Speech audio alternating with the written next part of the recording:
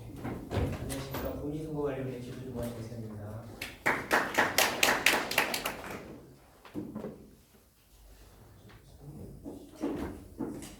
페이지가 제가 두 가지를 하는데 저는 여기 49페이지 한번 펴보시겠습니까? 49페이지. 여기 보면 선거와 관련 정당활동의 제한이 나오는데 이 중에서 이 중앙당 내용이 많아서 앞부분을 다 빼겠습니다. 나중에 한번 궁금하시면 읽어보시고요. 여기 보시면은 7번 한번 보세요. 56페이지. 7번 한번 보시죠. 이거는 이제 여러분들하고 관계가 있어요. 특히 이제 우리 정당 소속 되시는 분들 있잖아요. 각 지역마다 당원협의 혹은 지역위원회가 설치되어 있잖아요. 그래서 이 단위로 해서 어떤 모임이나 집회 많이 갖고 그러기 때문에 여러분들 해당되는 내용이기 때문에 전해드리는데 이제 3월 90일부터는 당원 집회를 개최할 수는 있는데 우리 선관위에 신고하고 개최하셔야 돼요. 예, 신고하고 개최하셔야 되는데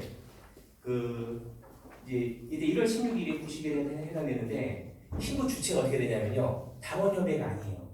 당원협의회는 저기 정당법상 공식적인 주체가 아니거든요. 중앙당, 시도당이 있는데 당원협의회는 공식적 그게 아니기 때문에 만약에 여러분들이 1월 16일부터 저기 우리 국민 내에서 어떤 모임을 갖겠다, 자한당이면 자한당, 더민주면 더민주, 바른미래는 바른미래 이렇게 가지려면 우리 선관위 신고를 하시는데 도당이 직인을 찍어갖고 신고를 하셔야 돼요. 두 번째는 만약에 그 안에 정당 선거사무소 설치할 수도 있거든요. 정당 선거사무소는 설치해도 되고 안 해도 돼요. 여러분들이 선거에 관한 정당 사무를 처리하기 위해서 우리 설치할 수도 안 할 수도 있는데 만약 설치했다면 그 정당 선거사무소장 명의를 해도 돼요. 그거는 이해하셨죠? 이렇게. 예, 중요한 거는 다시 한번 말씀드리면 당원 집회 개최하는 게 제한되는 게 지금은 그냥 해도 돼요. 지금 단계에서는. 근데 90일부터는 신고를 하고 개최된다. 이때 신고 주체는 도당 혹은 정당 선거사무소장이다. 이렇게 생각하시면 돼요. 예, 나중에 그렇게 지켜주시고요. 두 번째는 선거일장 30일부터는 아예 집회 자체가 제한돼요. 날짜가 여기 나오죠. 이렇게 보면은 3월 16일부터는 당원 집회 개최 금지가 되는데 이때부터는 아예 여기 보면 예외가 있긴 한데 예외는 우선 신경 쓰지 마시고요. 우선 기본적으로 안 된다. 나중에 혹시 궁금해서 요거 관련해서 할 수 있겠냐면 그때 질문하시면 돼요. 그때는. 아셨죠? 자, 90일부터는 신고를 해야 된다. 30일부터는 그러니까 선거일장 30일부터는 아예 금지된다. 이걸 꼭 기억하시고, 예, 한번 쭉 읽어보십시오. 이렇게 여기 보면은 이걸 안 지켰을 때 제재가 있어요. 하나는 형벌, 하나는 과태료 이렇게 있는데 제재가 있기 때문에 여러분 지키는 거죠, 그렇죠? 제재가 없으면 아무 소용이 없거든요. 그 다음에는 저기 선거법 위반 행위 예방 단속이라고 해서 61페이지를 한번 보겠습니다.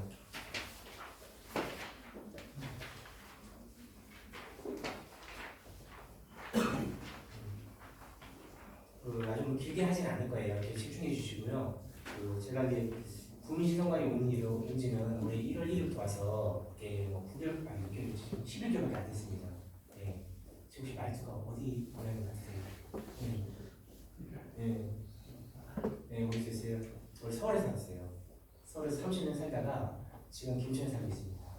네. 나중에 제가 서울 살았던 관련 얘기가 중간에 나오는데 그때 말씀드릴게요.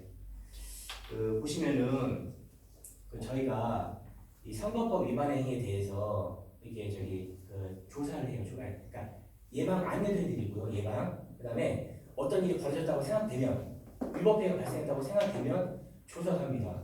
근데 보면은 제가 권한도 없이 하는 게 아니거든요. 여러 가지 권한이 있어요. 그거 한번 잠깐 볼게요, 선생님들. 여기 61페이지 보시면은 저희가 이제 선거법 위반 행위가 이제 일어나면 중지하는 명령을 하고요. 그다음에 또 딱 조사해서 경고도 내릴 수 있어요. 예, 그리고 현수막 같은 거 예를 들어서요. 위법한 현수막 게시되면 이거 철거하라 이런 식으로 시정명령도 내려요. 예. 이렇게 해서 저희가 많이 중지도 하고 경고도 하고 많이 시정 내렸는데 또 어기시면 어떻게 해요? 어기면 저희가 수사기관, 경찰이나 검찰에 수사 의뢰를 고발할 수가 있어요. 예, 그렇게 아시고요. 그다음에 저희가 선거 범죄가 이제 범죄가 일어나고 있다고 생각하는 장소에 출입할 수도 있거든요. 근데 여러분들 막지는 못해요. 제가 권한이 있기 때문에. 방해라면 이게 형벌이 잠깐만 이게 구체적으로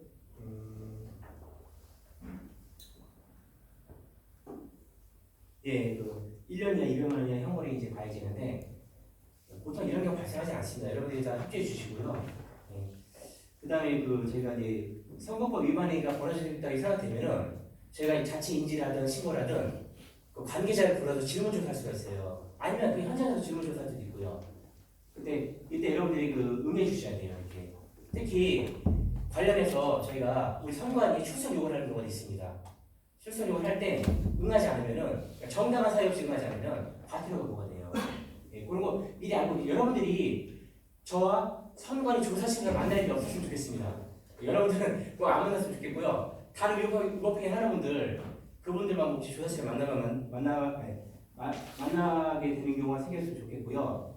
그다음에 선거법 위반 행위가 발생했다고 생각되면 저희가 자료 제출을 요구할 수도 있습니다. 자료 제출. 이 권한이 있고요. 또 이걸 응하지 않으면은 이것도 형벌이 가해집니다. 자료를 제출했는데 또 허위로 제출하면 이것도 형벌이 가해지고요. 그다음에 관계자에 대한 동행 출석이 이게 무슨 말이냐면 이제 꼭 위법행위를 했다고 생각되는 뿐만 아니라 이걸 알고 있다고 생각되는 분 여러분이 있잖아요. 그럼 이분들한테 좀 선관위로 같이 가실 수 있을까 이렇게 동행 요구할 수 있고요. 그다음에 아까도 말씀드렸다시피 출석 요구할 수가 있어요. 이렇게 응해 주셔야 되고요. 네, 이걸 좀 나머지는 생략할게요. 저희 이런 차이가 있습니다. 우리 경찰이나 검찰 수사기관 있잖아요. 수사기관하고 우리 선관위 어떤 차이가 있는 것 같아요? 거기도 좀 조사하거든요. 사람들 소환하기도 하고 부르기도 하고요. 이 차이예요. 무슨 차이냐면 요즘에는 워낙에 검찰 얘기 많이 나서 잘 알고 계실 텐데 수사기관은 압수수색 같은 강제 수사할 수가 있어요. 아시죠? 이렇게 영장을 받아서 압수수색 같은 강제 수사할 수 있는데 저는 그런 거는 없어요. 그런 거는 없지만 그 외에는 나머지는 출석 요구다시 있고 응하지 않으면 제재 권한을 통해서 조사 강제 조사할 수 있거든요. 그래서 나중에 혹시나 여러분들은 이런 거에 관련되지 않기를 바라지만 이런 일이 생겼을 경우에 이게 선관위가 이런 권한에 의해서 하는 거다. 잘 협조해 주시기 바랍니다. 네. 신고센터는 넘어갈게요. 우리 선관위 신고하시면 된다는 말씀이고요. 여기 보면은 제가 가장 무서운 것부터 할게요. 여러분들 보시면은 65페이지, 64페이지 한번 펴보시겠어요? 4페이지 펴보시면은 선거범죄율이랑 당선무효가 나오거든요. 제일 무서운 게 당선무효예요. 당선무효. 나머지 당선무효에 이르지 않은 위법행위를 저질러서 어떤 사람이 벌금 100만 원을 받든 아니면 과태료를 받든 이건 오히려 그냥 그것도 불편하고 안 되는 일이지만 괜찮을 수가 있어요. 그런데 위법행위를 저질러서 어떤 형벌이 가해지고 그러니까 당선무효가 되면 어마어마한 손실인 겁니다. 예, 나중에 말씀드릴게요. 보시면은 선거 세 가지로 나눠져 있어요. 한번 보시겠어요? 하나는 선거 비용 초과 지출이라는 당선무효가 있어요. 어떤 경우냐면 이번에 우리 선거 비용 제한액을 12월 1일날 전국 일괄 공고할 거예요. 근데 저희가 이미 정해지기 때문에 구미시가 말씀드릴게요. 구미시 갑은 1억 8,400이고요. 그 다음에 구미시 을은 구미시 갑은 1억 8,100. 그 다음에 구미시 을은 1억 7,400. 맞죠? 우리 이전 주가 맞죠? 네. 갑이 1억 8,400. 맞아요? 1억 8,400. 을은 1억 7,100이죠. 네. 예, 그리고 이번에 구미시 가선거구 있잖아요. 거기 4,500이에요. 근데 여기서 이 제한액에서요 200분의 1을 초과하면요 200분을 초과해서 선거사무장이나 회계 책임자가 징역형 그건 1개월에 상관없어요. 징역형 또는 벌금 300만 원 이상 받으면요 당일 후보자가 당선됐다는 무효가 되거든요. 어마어마한 일이에요. 어마어마한. 예. 완전 끝장 가는 겁니다. 이런 경우는. 그래서 제가 계산해봤는데 이게 쉽게 넘어갈 수가 있어요. 공시 가격의 경우에는요, 920만 원만 넘어가도요. 그러니까 제한액이 920만 초과야만 돼도 이제 초과만 돼도 이게 충분히 이렇게 될 수가 있거든요. 그 다음에 구매 요율 같은 경우는 855만 원. 적으실 필요 없어요. 나중에 제가 제한액 통계해드리면 본인이 계산하시면 돼요. 이렇게. 제가 이거 말씀드린 이유는요. 생각보다 제한액 초과될 가능성이 많다는 걸 말씀드리려고 그런 거예요. 예. 우리 지선 보궐관에 오신 분 있으세요? 혹시 지선 보궐? 지방선거 관계자 없으세요? 없어서 한 말씀을 드릴게요. 여기는 보니 계산해 보니까 225만 원만 제한액보다 225만 원만 초과돼도 그 여기 걸리더라고요. 근데 이렇게 걸려서 재판에 가서 선거사무장이나 회계 책임자가 징역 또는 300만 원 이상을 받아야 돼요. 거기가 충족이 돼야 이때 당행보자 경선때 물어봐야 되는 거예요. 예. 굉장히 무서운 거거든요. 나중에 이게 왜 문제가 되냐면요. 회계 책임자 나한테 똘똘한 분 꼭 선임하십시오. 똘똘한 분. 정말 중요해요. 나중에 보면요. 우리가 회계보고서라는 게 뭐냐면 우리 장부. 선거를 하다가 이거 돈 수입한 거 여기다 쓴 거 여기다 다 장부에 적는 거예요. 이게 회계보고서 쓰는 건데 이 중에서 선거 비용이 있고요. 선거 비용이 아닌 게 있어요. 하나 예를 들어볼게요.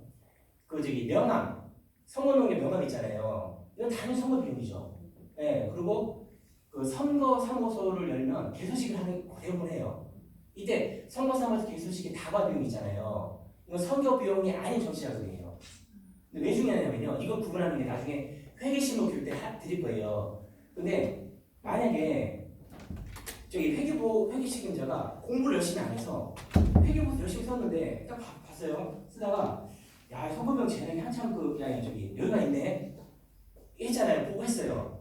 우리가 보잖아요. 회계보고서를 보고 선거비용 회계보고서상의 선거비용이 국민가배 예를 들어서 1억 한 6천 썼어요. 그런데 저희가 확인해 보니까 선거비용 외로 적어놓은 거 중에 얼마 딱 보니까 한 3천만 원이 알고 보니까 선거비용이에요. 회계 책임자 잘 모르고 이게 여기다 한 거예요. 그럼 이미 넘어가는 거예요. 그분이 쓴 거에 저희 구속되지 않아요. 저희가 판단을 해요. 예. 무슨 말씀이냐면 선거 비용과 선거 비용 아닌 것을 명확히 구분해서 규모 있게 쓰셔야 된다는 말씀이에요. 예. 나중에 그렇지 않으면은 이런 이유로 해서도 선거 비용이 투과될 수가 있어요. 예. 어떤 바보가 저희가 제안을 알려드렸는데 회계보고서 계속 다 써가고 있는데 제안을 초과하게 하겠습니까? 대부분은 이런 경우예요. 비용과 비용을 구분하지 못해서. 예. 제가 그냥 간단히 예를 들어볼게요. 이건 중요한 건 아닌데 선거 사무소 방문하는 사람에게 제공하는 다과 있잖아요. 이거는 선거 비용이에요. 보전은 못 받아요. 못 받는데 선거 비용이에요. 근데 좀 전에 말씀드린 것처럼 선거 사무소 개소식 때 지출한 다과 있잖아요. 이거 선거 비용 외예요. 이거는 나중에 책자를 알아드리고 교육을 할 거예요. 걱정하지 마시고 그때 보시면 이렇게 명확히 구분되어 있으니까 그때 잘 하시면 돼요. 예. 그 다음에 두 번째는 65페이지 가로 2번 한번 보시겠어요? 가로 2번. 여기 보면은 정부가 정치자금이라는 뜻인데 정부가 쭉 나서 범함으로 인하여 회계 책임자가 징역형으로 300만 이상 벌금을 받으면 이때도 회계 후보자의 경선에 물어야 돼요. 근데 여기는 선거비용 초과 주시면 안 되고요. 그냥 간단히 말씀드릴게요. 어떤 거냐면 그냥 듣기만 하세요. 나중에 또 말씀드릴 거니까요. 저는 여기서 여러분들이 당선 무효가 되는 거를 다 외워가시라고 말씀드린 게 아니에요. 제가 들으면 경각심을 가지는 뜻이에요. 나중에 얼마든지 복습하고 또 재차 안내할 수 있는 기회가 있으니까 이게 무슨 뜻이냐면 선거 비용에 대해서 회계보고를 하지 않는 경우.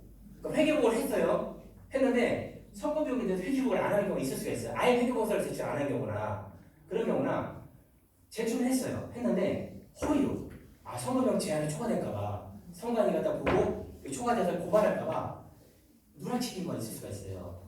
이렇게 허위보고를 하면 허위보고를 해서 회계 책임자가 징역형이나 300만 원 이상 벌금 받아버리면 후보자 당선이 누가 돼요? 무효가 돼버려요. 저희가 이런 경우가 있어요. 저희가 선거운동하는 과정에서 여러분들 그 공개장소 연설 대담이라든가 확인을 해요. 이렇게 사진도 찍고 봤는데 회계보고서 왔어요. 근데 어떤 분이 선거비용 재원에 초과돼서 당선 무효가 될까봐 일부 누락하는 경우가 있어요. 실제로. 예, 실수도 있지만 고의로 누락하는 경우가 있어요. 근데 저희는 이미 중간에 증거자료 수집해 놨거든요. 그러니까 그것과 대조해 볼 때 이거 분명히 이 사람이 유세 차량에 녹화기 어떻게 사용했는데 없어요. 없으면은 저희가 당연히 합산해 버리죠. 추궁하죠. 그래서 어쩌서 얼마 들었다 알 수가 있어요. 이게 그 뜻이에요. 선거병에 대해서 허위 회계로 한다는 뜻이 대충 이런 뜻이에요. 이렇게 제가 그 시간이 너무 초과될까봐 나머지 그렇게 자세히 설명 안 드릴게요. 두 번째, 그 당선 불가되는 경우에 아까 첫 번째 말씀드렸고요. 두 번째, 이거는 저기 제한이 없어요. 무슨 말이냐면 당선인 있잖아요. 후보자. 당선이 된 후보자가 이 공직선거법에 규정된 어떤 범죄라도 저지르는 어떤 범죄라도요. 아까는 제한이 좀 있었잖아요. 어떤 범죄가 저지르다 100만 원만 받아버리면 징역도 상관없어요. 징역은 당연한 거고요. 집행유예도 당연한 거고요. 벌금 100만 원만 받아버리면 당선이 무효가 돼요. 형은 무서워요. 이렇게.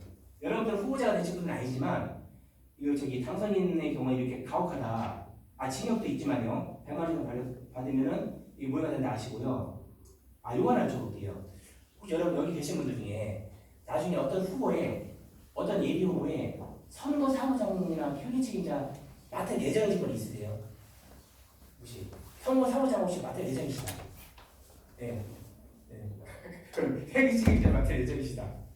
안 들어도 상관없는데 이 말씀 드린 게 뭐냐면 여기 나온 거 있잖아요. 당선인은 당연히 이거 하지 말아야 되겠지만 당선이 아니더라도 선거 사무장에서 회계 책임자가 잘못을 하거나 또 떨어지 못하면 당선인의 인생을 망칠 수 있다는 얘기예요. 그 말씀 드리려고요. 마지막 세 번째 유형이요. 여기 보면은 선거 사무장, 회계 책임자, 그 다음에 여기 또 더 나와요. 여기는 그 후보자의 직계를 치는 손비속에나 배우자 나오잖아요. 이런 분들이요. 저기 법 230부터 234조까지 그 다음에 이거 그냥 말씀드릴게요. 이 법을 얘기하면 아무 의미가 없어요. 그냥 매수죄나 기부인인죄나 그 다음에 정치자금법에 정치자금 부정수수죄법에서 징역이나 300만 원 이상 벌금을 받으면 역시 당선 불가가 돼요. 간단하게 어떻게 설명해 드릴게요. 무슨 말이냐면 기부인이 낫죠. 기부인이 쉽게 말하면 입후보 예정자나 예비 후보자가 아니면 현역 국회의원 지방의원이 그냥 선거 국민한테 음식 사주거나 물품 주거나 이런 거예요. 돈 주거나 이게 기부행위예요. 이때는 나 좀 치고 주의소 이게 말 안 해도 그냥 무조건 죄예요. 이게 기부행위죄예요. 그런데 여기 보면은 230조부터 234조 이게 무슨 말이냐면 이게 매수죄인데 뭐냐면 이거는 선거 운동을 목적으로 일정한 자가 선거인들한테 뭔가를 주는 거예요. 음식이든 물품이든 돈이든 이게 매수죄예요. 이때는 객관적인 정황상 이게 선거운동 목적이라는 걸 인정이 돼야 돼요. 예를 들어서 잘 좀 부탁합니다. 자기 실컷 예비 후보자 잠바 입고 와서 잘 좀 부탁합니다 하면서 뭘 줬어요. 5만 원 줬어요. 이거는 단순 기부행위죄 아니죠. 당연히 선거운동 목적의 기부행위잖아요. 따라서 이거 매수죄라고 해요. 용어가 좀 어려우신데 이런 게 한마디로 뭘 줬다. 공직선거에서 뭘 줬다. 이걸로 인해서 선거사무자, 회계 책임자, 그 다음에 직계정비수대나 배우자가 300만 원 이상 벌금만 받아도 당선이 날아갑니다. 굉장히 중요한 거예요. 그 다음에 정치자금 부정수죄 뭐냐면요. 우리가 정치자금을 받을 때는요. 후원회를 통해야 돼요. 후원회. 예전에 불행한 일이지만 작년에 노회찬 명 있잖아요. 4천만 원인가 받은 걸로 검찰 수사를 진행 중인 상황에서 자살하셨잖아요. 이게 어떤 일이었냐면요. 그 당시 이 의원이요. 제야에 있었어요. 그러니까 현역이 아니었었어요. 그럼 후원을 줄 수가 없거든요. 후원을 줄 수가 없으니까 공식적 정치를 받을 수가 없어요. 정당에서 지원하는 지원금 빼고는요. 받을 수가 없어요. 전혀. 그렇기 때문에 그 돈을 실제 받았는지 안 지금 잘 모르겠어요. 언론 보도상에 받았다고 알겠는데 그것 때문에 자살하신 거예요. 이게 정치적 부정수죄는 뭐냐면요. 후원회를 두지 않은 국회의원이나 후보자가 혹은 예비 후보자가 돈을 받은 거예요. 돈 선거 치려면 돈 많이 들잖아요. 얼마나 유혹이 있어요. 특히 이 사람이 당선될 만하다 싶으면은 주위에 건설업자라든가 이런 사람 있잖아. 지인들. 나중에 이 사람이 당선됐을 때 한 몫을 보려고 하는 사람이요. 야, 내가 이번에 5천만 원 줄게. 1억 줄게 해서 충분할 수가 있어요. 그럼 돈 없는 분들 유혹을 받아요. 이런 분들 이렇게 받으면은 이 범죄에 해당돼요. 반드시 정치자금은 공식적 후원회를 등록해서 거기를 통해서 받아야 되거든요. 그래서 이런 범죄를 통해서 300만 원 이상만 쉽게 받아야 돼요. 300만 원 이상 쉽게 돼요, 진짜. 예. 받으면요, 당선이 누가 됩니다. 혹시 저기 힘드지 않으세요, 혹시? 네? 힘드세요? 아, 그러면 사실은 이게 하다 보니까 제가 아까 우리 선거 기장이잖아요. 선거 기장이 시간을 왜 초과하는지 알지 알겠어요. 예. 하다 보면요, 이 제목만 읽어줄 수는 없어요. 이렇게 하다 보면 순간적으로 저기 중요하다고 생각되는 거를 말씀드릴 수밖에 없는 게 생겨요. 한 5만 원 할까요, 그러면? 네. 저기 도망가시면 안 돼요. 예? 시간은 제가 최대한 그 다음에 좀 빨리 할게요. 아, 그건 없어요. 왜냐면 저희가 시간을 예정하면요, 저기 뭐야 그 내용을 못 전달하니까 시간 예정하지 않았거든요. 좀 이해해 주시고요. 5분만 쉬었다 오실게요. 5분만 쉬었다.